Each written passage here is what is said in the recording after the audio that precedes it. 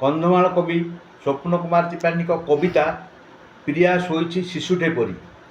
ପ୍ରିୟା ମୋ ଶୋଇଛି ଅଚିନ୍ତନ ଧାରେ ନିରୀହ ଶିଶୁଟେ ପରି। ତା ହସ୍ତମତକ ସଦ୍ୟ ଝଟକୁଛି ଜୀବ ଶମଶାନ ପୁରୀ। ତାର ସିନ୍ଥି ଧାରେ ରକ୍ତିମ ଲୋଚନ, ହସ୍ତରେ ଶଙ୍ଖାର ଭାର।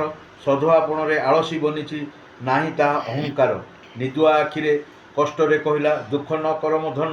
ମୋ ସନ୍ତାନ ଦ୍ୱୟ ତୁମକୁ ଲାଗିଲା ମୋ ଶେଷ ମୁଖ ଦର୍ଶନ। ଭୁଲ ବୁଝିବନି ହେ ପ୍ରିୟ ମୋର, ବାନ୍ଧିଥିଲି ପ୍ରୀତି ଡୋର। ବାପ ଘରକୁ ମୋ ସବାରି ଫେରୁଛି, ଝରାଅ ନା ପ୍ରିୟ ନୀର। ସକାଳ ସାନ୍ଧ୍ୟ ଚା ପରଷଣ ଆଉ ମନେ ନ ରଖିବ। ସୁଖ ଦୁଃଖରେ ଜୀବନ ବାହିବ, ଅସହ୍ୟ ଜୀବନ ହେବ। ମୋ ଚକ୍ଷୁ ରତନ ପିତୁଳା ଦ୍ୱୟ ସନ୍ତକ ହୋଇ ରହିଲେ। ତାଙ୍କରି ଭିତରେ ମୋତେ ଦେଖୁଥିବ ମୁଲାଗି ମେଲାଣି ଦିଅ ହେ ଭଲେ। ଜୀବନରେ ଯାହା ଭୁଲ ଠିକ୍ ହେଲା, ଧନ ସବୁ କ୍ଷମା କରିଦେବ। ଅର୍ଦ୍ଧାଙ୍ଗିନୀ ସେବା ଯାହା କରିଗଲି ମନେ ସାଇତି ରଖିବ। ସନ୍ତାନ ମନେ କଷ୍ଟ ନ ଦେବ, ତୁମକୁ ରହିଲା ରାଣ। ମୋ ଜୀବନ ଧନ ଅଝଟ କଲେ, ବୁଝିବ ହେ ମୋ ପରାଣ। ମାତୃ ଛେଉଣ୍ଡ ମୋ ପିଲାଙ୍କ ଅଳି, ବୁଝୁଥିବ ମୋ ପ୍ରିୟ। ଅଦୃଶ୍ୟ ଚକ୍ଷୁରେ ମୁଁ ଦେଖୁଥିବି, ନହେଲେ ମନ ଥୟ।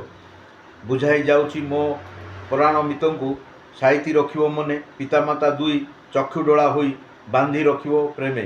କପାଳ ଲିଖନ ନ ହୁଏ ଆନ, ବାହିବ ଅସହ୍ୟ ଜୀବନ। ସନ୍ତାନ ସ୍ନେହ ମନେ ରଖିଲେ ଖୋଲିବ ତ୍ରିନୟନ। ପ୍ରିୟା କଥାରେ ଅଶ୍ରୁଧାର ମୋ ମସିଣାରେ ପଡ଼ିଗଲା। କହୁଥିଲା ସିଏ କଷ୍ଟ ପ୍ରଯତ୍ନେ, ଆଖି ଦୁଇ ବୁଜିଦେଲା। ଅଭୁଲା ଧାର ତା ଅନ୍ତର କଥା, ମନ ତଳି ହୁଏ ଘାରି। ଆସନ୍ତା କି ଥରେ ମୁଁ ଦେଖି ଦିଅନ୍ତି, ମୋ ମନ ଯାଆନ୍ତା ପୁରୀ। ପ୍ରିୟା ଲୋ ମୁଁ ଭୁଲିବି କେମନ୍ତେ, ସାଥୀ ଥିଲୁ ରାତି ଦିନ।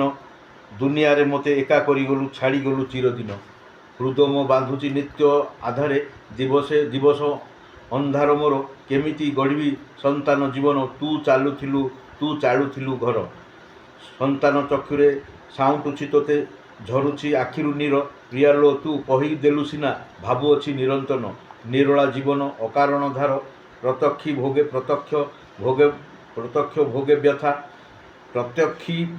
ବ୍ୟଥା। ପ୍ରତି ମୁହୂର୍ତ୍ତରେ ହୃଦୟ ଯନ୍ତ୍ରଣା, ଅନ୍ତରେ ଘାରେ ନିରାଶା। ମୋ ସନ୍ତାନ ଦ୍ୱୟ ଦୁଃଖୀ ହୋଇଗଲେ, ନିତ୍ୟ ସାଉଁଟୁଛି କୋହ। ସଂସାର ଧାର ମୋ ଖାଲି ପିତା, ବାହୁନି ଜୀବନେ ମୋହ। ତୁ ଦେଇଗଲୁ ସାନ୍ତ୍ୱନା ବାଣୀ, ମନକୁ ଦିଏ ବୁଝାଇ। ସତ କହ ପ୍ରିୟା ମନ କି ବୁଝେ, ବିତୃଷ୍ଣା ହେଉଛି ବାଇ। ଜୀବନ ମୋର ବନ୍ଧନ ନିବିଡ଼, ଭୁକ୍ତଭୋଗୀ ହିଁ ଜାଣେ। ନିତ୍ୟ ଗୁହାରି ବିଭୁ ପଦେ ମୋର, ମୋ ବନ୍ଧୁ ନିଅ ଶରଣେ। ଲୋଡ଼େ ନାହିଁ ଆଉ ମାନବ ଜୀବନ ମୋ ଅଭିଶପ୍ତ। ପଶୁପକ୍ଷୀ ଧାର ମନରେ ଭାବିଲେ, ଶ୍ମଶାନ ହେଉ ମୋ ଭେଟ।